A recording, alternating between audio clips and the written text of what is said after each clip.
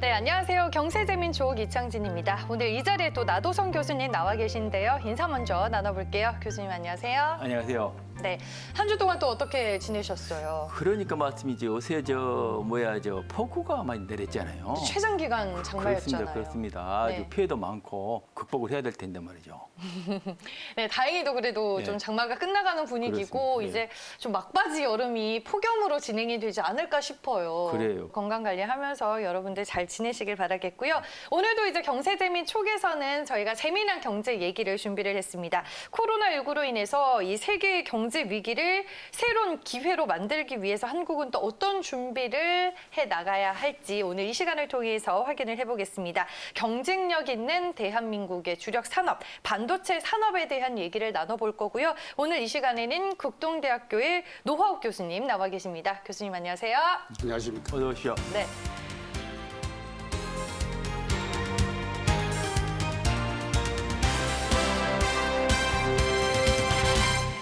먼저 시청자분들께 인사 한 말씀 부탁드릴게요. 예, 그 반도체 산업구조 선진화 연구회를 맡고 있는 노화욱입니다.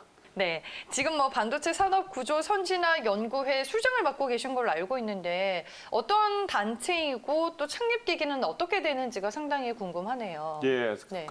저희 연구회는 정부 지원을 받지 않고 있는 순수 민간 단체입니다. 대학에 계시는 분들과 반도체 소부장 분야의 CEO분들 그리고 이제 대학에서 취업을 앞두고 있는 학생들, 예. 우리 연구회의 중심 멤버들입니다. 예. 대한민국 하면은 반도체, 이 메모리 반도체 분야의 강국이다 이런 수식어가 많이 붙잖아요. 이렇게 성장하기까지 어떤 과정이 있었는지가 좀 궁금하네요, 교수님. 이 메모리 반도체의 최고의 강국은 기술을 개발하고 제품을 양산화하는 데 성공한 미국이었습니다. 미국이 한 10년 정도의 그 1등 국가로서의 국가를 하다가 네. 일본이 1위 국가가 또 됐습니다. 예. 그런데 그 기술을 우리가 거의 한 10년간에 걸쳐 가지고 부단히 노력을 해서 우리가 메모리 반도체 1등 국가가 된 겁니다. 그럼 앞으로 어떻게 될 것이냐? 앞으로 역시 중국과 또 인도와 아시아의 무대가 펼쳐질 것입니다. 우리가 얼마나 오랜 기간 동안 우리 스스로 혁신을 해서 더 초격차를 벌여가지고 경쟁력을 갖다 얼만큼 유지해 나가느냐 하는 것은 또 다른 우리의 과제이기도 합니다. 그 교수님 그런데 메모리 반도체는 우리가 삼성과 하이닉스 두 회사가 양강체제로 강력히 몰고 와가지고 세계 1등까지 왔지 않습니까? 그렇습니다. 근데 최근 중국에서 엄청나게 우리를 추격하고 있잖아요. 예. 그런 부분에 대해서 우리가 좀 집중적으로 대응을 해야 될 것 같은데 말이죠. 기술은 언젠가는 어떤 산업이 계속 항구무변하게 일을 할 수 없는 것 아닙니까? 그러니까 우리는 항상 이걸 염두에 둬야 됩니다. 언젠가는 이 기술이 또 중국을 비롯한 인도 또 베트남 이런 아시아로 가게 된다. 얼만큼 우리가 롱런하느냐는 우리 스스로의 문제죠. 중요한 것은 지난 10년 동안 우리 메모리 반도체가 대단히 기형적으로 발전되어 왔습니다. 그 기형적인 발전 중에 핵심적인 한 가지가 하나의 산업을 갖다 만드는데 거기에 받쳐주는 후방 산업의 기술이 제대로 잘 뒷받침을 못했다는 얘기입니다. 그걸 사실 일본의 최고 지도자가 그 약점을 갖다가 누른 겁니다. 지난해 소부장 그렇습니다. 우리 수출 규제한 거 말이죠. 그렇습니다. 그렇죠. 일본의 수출 규제. 그 중에서도 그 많은 소부장의 부품들 중에서 단 딱 세 가지 가장 대외 의존도가 큰 90% 이상의 의존도를 가지고 있는 그 세 가지 품목을 갖다가 급소를 누른 겁니다. 이런 후방 산업이 엄청나게 낙후돼 있거나 발전되어 오지 못한 이유. 그다음에 이걸 갖다 발전시켜서 향후 미국과 일본이 지금 현재 향유하고 있는 그 엄청난 반도체 경쟁력을 우리가 향후 10년 이후에 어떻게 미국과 일본처럼 가질 것이냐 하는 게 우리한테 주어진 과제입니다. 오늘 그게 주요한 어떤 주제가 될 것 같습니다. 그런 부분에서 지난 1년 동안에 우리 정부가 많이 했잖아요. 소부장 지원한다고 해가지고 지금 수조를 풀고 말이죠. 요새 어떻습니까? 작년에 비해서? 이 변화가 확연하게 느껴집니다. 그래서 이게 이제 이 변화를 갖다가 앞으로 향후 한 10년간 잘 매니지를 해가면은 또 그 혁신 활동을 계속 해나가면은 우리도 향후 10년 이후에 오늘날 미국과 일본이 구가하고 있는 이 소위 소부장 분야의 경쟁력을 갖다가 충분히 갖출 수 있다고 나는 확신을 합니다. 그렇습니다. 예. 그래서 교수님께서 일본 아베가 우리 한국 소부장 산업을 완전히 새로 일깨웠다는 말씀을 그러니까 하시는 잠자고 있는 우리를 깨운 깨웠다고요? 스승이다 아베는 또 이런 말씀을 하셨더라고요. 바로 이 문제는 늘 고민을 해왔어요. 이 그래요. 우리나라의 소부장과 소자 회사의 그 기형적인 발전 내용에 대해서는 지난 30년 동안에 우리 업계에 가지고 있는 과제였어요. 예. 예. 오늘날 매물이 강국이 되는데 제일 씨앗을 먼저 주춧돌을 세운 분이 삼성의 창업자신 이병철 회장과 예. 네. 그다음에 현대 창업자이신 정중희 회장 두 분이 승연지명으로 미래를 내다보는 산업의 씨앗을 먼저 뿌렸죠. 예. 예. 그러나 그 당시 첨단 산업의 기술을 갖다가 따라잡기 위해서 또 이 제품을 갖다가 먼저 시장에 출시해가지고 양산화를 해가지고 가격 경쟁력을 갖춰야 되니까 예. 그 스피드 싸움에서는 기술 그 축적이 제대로 되지 않은 그런 소부장 회사를 갖다가 파트너로 해가지고 하기에는 약간의 위험 부담이 있었겠죠. 반도체 1등을 해봤던 미국 기업과 또 일본의 기업의 그런 소부장 회사들의 그 부품을 갖다가 납품 받았어. 그걸 지금까지 30년 동안의 발전의 원동력으로 삼은 것은 틀림없습니다. 그러나 하나의 중요한 이 성적표를 갖다가 여러분한테 말씀을 드리면은 우리 그 두 소자 회사 삼성과 하이닉스, SK 하이닉스 두 회사의 메모리 반도체의 세계 시장에서의 점유율이 예. 75%가 넘었습니다. 예. 그러면 우리 소부장 중에 예. 대표적인 장비, 기술적 난도가 가장 높은 장비 회사의 세계 시장에서의 점유율이 몇 프로냐? 얼마 정도 되리라 생각하십니까? 10% 이하죠. 3.6%밖에 안 됩니다. 와. 예. 이건 대단히 기형적이죠. 맞습니다. 예. 그 전방 산업을 갖다 뒤받치고 있는 후방 후방 산업들, 늘려줘야죠. 예, 소부장 회사들은 또 예. 같이 따라서 동반 성장을 하는 것이 예. 보통 산업의 변화의 일례입니다. 맞습니다. 예, 예. 보편적인 건데. 예. 네. 근데 이건 뭐냐면 너무너무 우리 국내에 투자를 했던 그 이 두 소자 회사가 예. 간과했다는 얘기입니다. 그렇죠. 예. 맞습니다. 소부장 산업을 갖다가 얼만큼 규정에 맞게 격상시켜 나가느냐. 이게 지금 우리 반도체 산업의 선진화를 위해서 가장 핵심적인 내용입니다. 오히려 희망적으로 보면 그 소부장이 낮다는 것이 앞으로 우리 이제 전방 산업은 앞서가기 때문에 가능성이 따라갈 더- 수 있는 가능성이 크다는 얘기가 아니겠습니까? 노력만 한다면 그렇습니다. 그렇죠. 예. 비교하자 그러면은 네. 예, 역설적으로 보자면 그만큼 우리 가능성이 있고 예. 있다는 얘기죠. 특히 저도 보면요 주변에 우리 좋은 장비 회사들이 많더라고요 중소기업 중에 그런 분들이 하는 얘기가 있습니다. 자기들이 장비를 납품하려고 해도 검사도 까다롭고 대기업 한번 들어가려면 마켓 생계가 너무도 어렵고 또 해외에 나가려고 하면 무슨 기술 유출한다고 말이 많고 그래서 하기 힘들다 이런 분들이 너무 많더라니까요. 그런 부분이 우리 발목 잡고 있는 거 아닙니까? 우리 국내 산업들이 국내 기술들이 중국으로 들어가면은 전부 다 중국의 기술 유출이 된다라고 얘기하는데 예. 우리나라의 1등한 기술이 중국을 가게 되면은 전부 다 우리가 기술 유출이 되느냐? 천만이에요. 그렇지 않다는 것보다 가장 정확하게 증명하고 있는 게 SK 하이닉스와 삼성의 중국 공장입니다. 예. 17년 동안 이 메모리 반도체 기술은 전혀 그렇지 않아요. 하나 유출됨이 없이 굳건하게 지금 중국 국내 시장을 갖다 지금 장악을 하고 있습니다. 예. 반도체가 LCD하고 이렇게 간단한 기술이 아니기 때문에 난이도가 대단히 크기 때문에 하루아침에 이걸 다 따라잡을 수 있는 건 되지는 않습니다.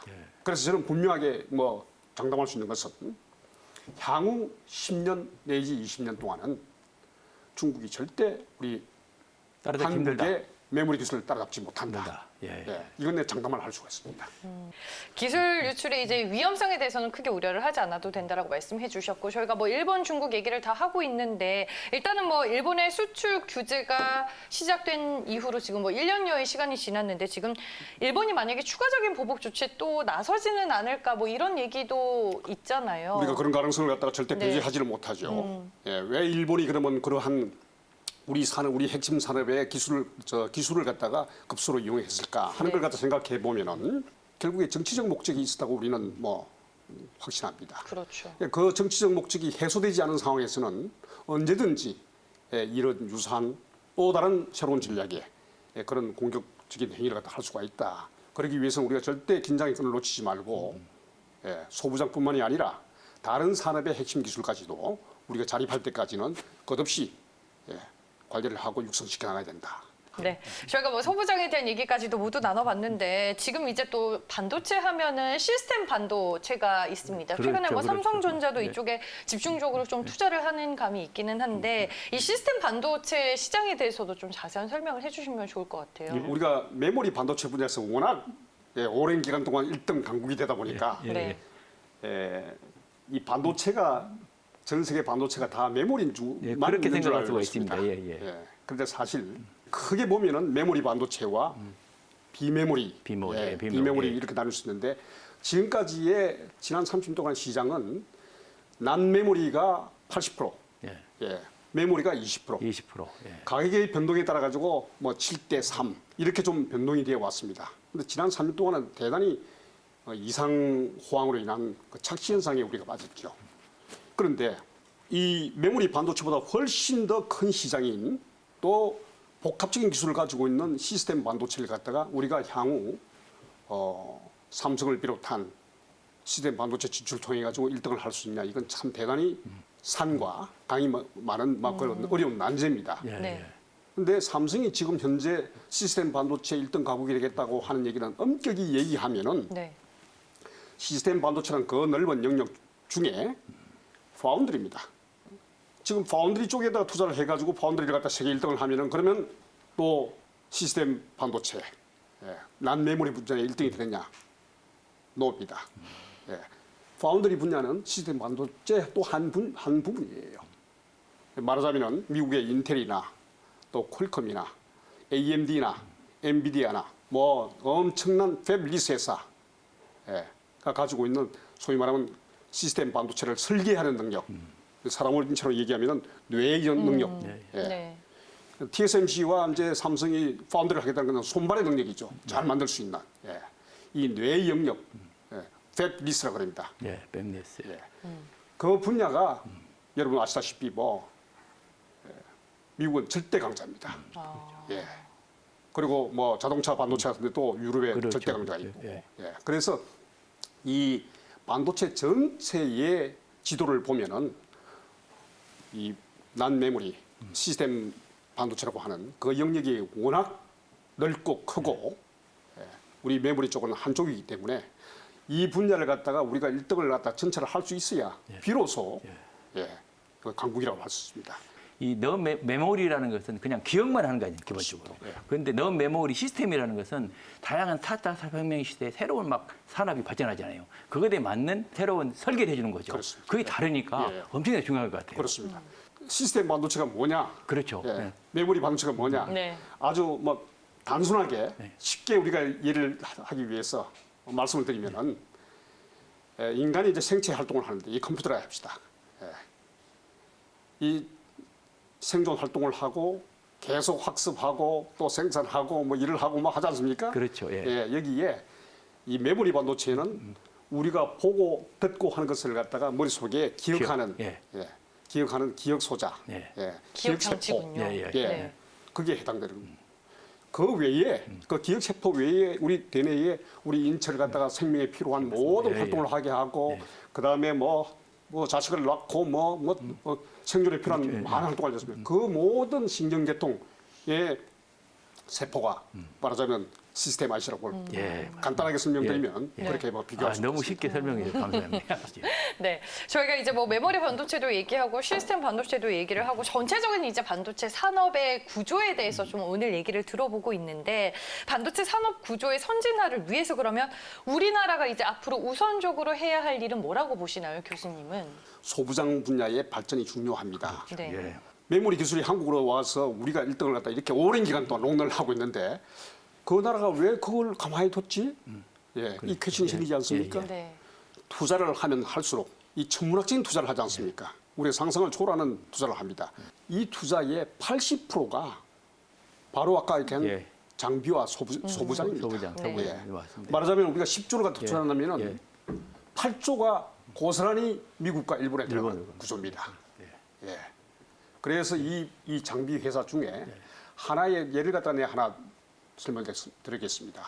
최근에 와가지고 네덜란드의 한 회사가 ASML이라고 하는 회사가 앞으로 메모리 반도체뿐만 아니라 시스템 반도체 이 반도체의 운명을 좌우하는 장비 기술을 가지고 그걸 생산을 독점하고 있습니다. 예. 말하자면 반도체 공정 중에서 예. 반도체 설계를 갖다가 이 웨이프에다가 예. 옮기는 옮기는, 예. 그걸 갖다가 이제 그 공정을 장비가 하게 되는데 고도의 뭐 발전된 최첨단의 광학과 모든 이 기초 기술이 이게 다 들어가죠. 그 장비를 갖다가 네덜란드의 ASML이라고 하는 한 회사가 예. 100% 독점을 하고 있습니다.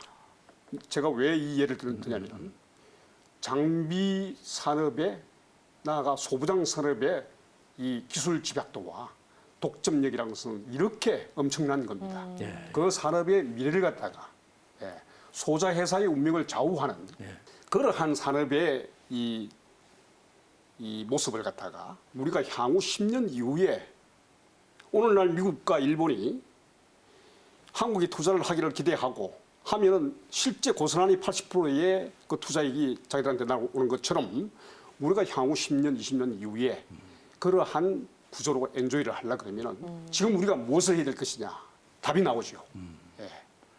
우리 장비 업체들이 그래도 지금까지 중소기업 중에서 상당 부분은 기술을 축적한 기업이 많이 있지 않습니까? 그런 부분 어떻게 보십니까? 이 분야에 복합된 그 기술을 갖다가 이 장비를 만들어서 상업화하기 위한 노력들은 예. 많은 부분에서 일어나고 있습니다. 그래요? 예. 예. 아이고, 다행입니다. 지금 현재 우리나라 장비 산업의 현주소를 봐가지고 향후 10년 내에 그렇게 할 수 있겠느냐 하고 부정적으로 보는 사람들이 많습니다만 저는 절대 그렇게 보지 않습니다. 왜냐하면 우리가 메모리 반도체를 갖다 일본에서 기술을 전수받아서 엔지니어들이 가지고 배우고 와서 라인을 만들어가지고 시작할 때 우리가 향후 10년 이후에 우리 메모리 반도체가 세계 1등을 하리라고 누가 감히 상상을 했습니다. 예. 최고 경자의 의지와 또 모든 엔지니어가 또 현장에 있는 모든 근로자들이 일심동체가 돼가지고 할 수 있다는 확신만 가지면 가능하다고 생각합니다. 야, 반도체 선진화 연구에 기대가 됩니다. 교수님 네. 말씀 들어보니까 든든합니다. 그리고 교수님이 이제 뭐 현대중공업 그리고 SK하이닉스에 또 계셨잖아요. 앞서서 뭐 경영자, 엔지니어 얘기를 해주셨는데 반도체 산업과 관련해서 좀 기억에 남는 몇 가지 일들이 좀 있을까요? 2000년도에 2000년. 2000년도에 세계 반도체 특히 메모리 반도체가 그 이전 한 30년 동안에 뭐 그 반도체 업계 사상 가장 곤혹스럽고 정말 그 힘든 불황이 왔습니다. 그렇죠. 예. 네. 그래서 그 당시에 하이닉스가 살아남기 위해서 엄청난 그 축적된 기술들이 있는데 이 기술을 갖다가 그 당시에 미국의 마이크론이나 또는 다른 회사에 그 회사를 갖다 팔으라고 할 때 그때 우리 자존심이 정말 그렇죠. 용납지를 못했죠. 우리보다 기술 못한 회사에다가 이걸 매각을 해야 된다니까 그 운명에 우리가 저항을 했던 거죠. 그래서 마지막 이사회에서 그걸 뒤집었습니다. 모든 채권단에서 요구를 했습니다마는 매각을 하기를 원했습니다마는 우리는 그걸 갖다가 다 거절했습니다. 그 이후에 독자 생존을 해가지고 오늘날 그때부터 우리가 정상화 될 때까지 약 한 5년 동안의 그 기간은 정말 지옥의 문턱까지 같은 그러한 고통의 연속이었습니다. 그 기간이 제 기억에 가장 많이 남고요. 그다음에 이 회사가 계속 표류를 하면서 정말 그 쫓아가기 위한 1등과 경쟁하기 위한 또 세계 시장의 수요에 고객의 니즈에 맞는 그런 제품을 갖다 만들어내기 위한 이 재원이 없어서 돈이 없어서 이걸 갖다가 이제 재무력이 튼튼한 국내 대기업이 이 회사를 갖다 인수해서 지속 가능한 경영을 하도록 하는 게 산업의 운명이고 우리 종업원들의 운명이다라는 판단을 해가지고 SK 하이닉스가 탄생을 하게 됐죠. 탄생을 인수를 하도록 많은 도움을 줬습니다. 야, 교수님 말씀 들으니까 저도 그때 생각이 나는 거예요. 네. 2000년도에 그때 우리 저 마이크론이나 중국에서 그걸 팔아 넘기려고요. 우리 정치권 전부 그걸 결정을 했었어요. 그걸 우리 산자부에서 그걸 반대해가지고 살려야 된다. 그때 외국에 팔았으면 어쩔 뻔했어요. 그렇습니까 말이죠. 이 부분 박수 한번 쳐야 되겠습니다. 아이고. 네. 우리 정말 일심동체가 돼가지고 회사를 지켜낸 덕분이라고 나는 생각을 합니다. 세계 인류 기업이 된다는 게 그렇게 어려운 과정이거든요. 그러니까요. 그 힘든 과정과 시간을 다 버텨냈기 때문에 지금의 자리가 있는 게 아닐까라는 생각이 듭니다. 마지막으로 이제 앞으로 교수님의 계획과 목표가 궁금해집니다. 우리 네. 그 반도체 산업 구조를 갖다 선진화하기 위한 노력에는 참 여러 가지 할 일이 많습니다만은 제가 이제 소자 회사와 그다음에 정부, 그다음에 우리 이제 소부장 회사 기업들이 어떻게 해야 될 것인가 하는 걸 갖다가 핵심적으로 뭐 한 가지씩 말씀을 드린다 하면은 두 소자 회사가 새로운 투자를 하고 또 회사 운영을 할 때 국내 이 소부장 회사들의 많은 기회를 줘야 됩니다. 예. 그렇지 않으면 이 소부장 회사는 중요하십니다. 절대 스스로 살아가기가 힘듭니다. 예, 중요한 말씀이십니다. 이 두 소자 회사가 국내 기업들, 국내 소부장 그 중소기업들을 갖다가 함께 손을 끌어잡고 동반 성장을 해주지 않으면 그렇습니다. 예. 절대 이것은 현실적으로 불가능합니다. 맞습니다. 예, 예. 그게 제일 이제 소자 회사. 예. 그 두 번째 우리 정부는 이게 일과성으로 이렇게 할 것이 아니라 앞으로 지속 가능하게 계속 이런 소부장 생태계를 갖다가 발전시켜서 열매가 열릴 때까지 지원을 해줘야 됩니다. 그리고 이제 소부장 회사는 끝없이 결국에 기술 경쟁력만이 스스로 생존할 수 있는 그렇죠. 그런 산업이기 때문에 끝없이 기술 혁신을 해나가고 경영 혁신을 해서 최고의 원가, 최고의 코스트로 최저의 코스트로 최고의 경쟁력을 가질 수 있도록 그렇게 노력하는 게 대단히 중요합니다. 이 세 가지를 갖다가 그 사람자에게 좀 드리고 싶고 네. 우리 지금 언론이나 또 업계에서 이걸 다루지 않는 중요한 문제를 하나 좀 제기를 하려고 합니다. 산업과 기술은 사람이 인재가 이걸 만들어 나가는 것입니다. 맞습니다. 예. 1년에 수천 명의 숙련된 엔지니어들, 그 회사에서 전문화된 엔지니어들이 또 쏟아져 나옵니다. 이 인력을 국가 미래 전략을 위해서 어떻게 오가나이즈하고 어떻게 조직화하고 이 사람들한테 얼마나 더 전문성을 갖다가 계속 경력 단절이 되지 않고 국가 산업 발전에 이바지할 수 있도록 할 것인가 하는 이 퇴출 인력, 뭐 용어가 좀 그렇습니다만은 이런 두 기업에 나오는 엔지니어들을 갖다가 어떻게 활용할 것인가 하는 걸 갖다 전략적으로 정책적으로 절대 소리해서는 안 될 것입니다. 야, 우리 저 교수님께서 너무나 귀중하고 근거 없고 같은 말씀 해주셔가지고 진짜 감사합니다. 우리 그러니까요. 반도체 분야 이렇게만 된다면 세계적 1등 산업으로 발전할 것 같습니다. 그러니까 이 반도체 강국을 지키기 위해서 정부와 기업들이 또 어떤 각고의 노력까지 해야 하는지 조언을 아낌없이 해주셨고요. 오늘은 저희가 경제재민 촉에서 대한민국 반도체 산업의 현 주소와 미래에 대한 얘기를 들어봤습니다. 지금까지 극동대학교의 노화욱 교수님과 함께했습니다. 오늘 말씀 고맙습니다. 감사합니다. 고맙습니다.